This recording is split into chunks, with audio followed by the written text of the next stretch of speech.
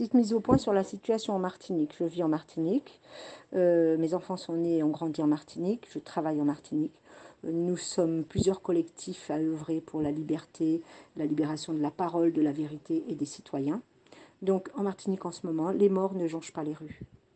Les renforts qui ont été envoyés, ce sont des décisions politiques, car ici nous avons tout le personnel soignant qu'il faut. Ils ont envoyé du personnel soignant vacciné de métropole sans aucun matériel, alors que soi-disant nous manquons d'oxygène et de médicaments. Donc nous avons énormément de jeunes et de gens qui sont en métropole, d'Antillais, Martiniquais, Guadeloupéens, qui ont posé leur candidature pour venir travailler au pays, pour aider. Ils ont été tous, sans exception, refusés. Ils n'ont embauché que du personnel métropolitain vacciné. Le but, c'est que, comme le personnel est récalcitrant à la vaccination ici, c'est de les remplacer. Et d'une, témoignage du CHU à l'hôpital de gens qui y travaillent. Tous les stocks d'ivermectine ont été réquisitionnés par l'État, par le biais de la gendarmerie, dans toutes les pharmacies, puisque les médecins ici commençaient à prescrire beaucoup d'ivermectine, d'azithromycine et tout le protocole qui empêche les gens d'aller à l'hôpital. Ils ont été réquisitionnés voici une semaine et c'est stocké au niveau -1 du CHU de Fort-de-France, pas pour soigner les gens, pour empêcher les médecins de prescrire.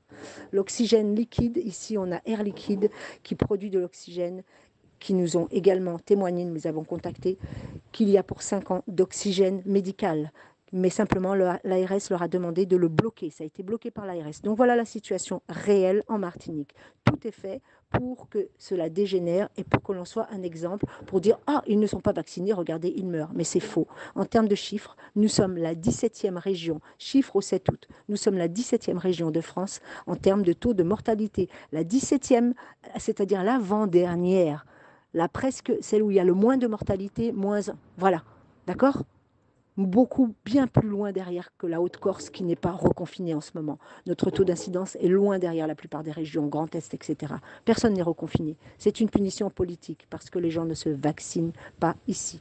Il n'y a pas d'autre raison valable. Donc, voilà, c'est tout ce qu'il y a à savoir sur la Martinique en ce moment. Pareil, des avis d'obsèques, ils nous ressortent les mêmes avis d'obsèques, les mêmes gens. Les gens, ça fait 5 jours qu'ils meurent. Ils meurent, ils reviennent, ils meurent, ils reviennent. Autre chose qu'on ne vous dit pas sur les médias en France, c'est que nous avons une grosse épidémie de dingue en ce moment. Les gens meurent de la dingue également. Et ça, on les met évidemment toujours sur le compte du Covid. Voilà, en gros, ce qui se passe ici en ce moment. Mais sinon, nous allons très bien, nous tenons, et les gens ne vont pas se vacciner pour autant, puisque ceux qui ne veulent pas le faire ne le feront pas. Ce sont des décisions que les gens doivent prendre eux-mêmes. Donc c'est attention parce que c'est pour vous faire peur en métropole et pour vous faire prendre des décisions sous le coup de la peur une fois de plus. Ne vous inquiétez pas, ici les morts ne jonchent pas les rues.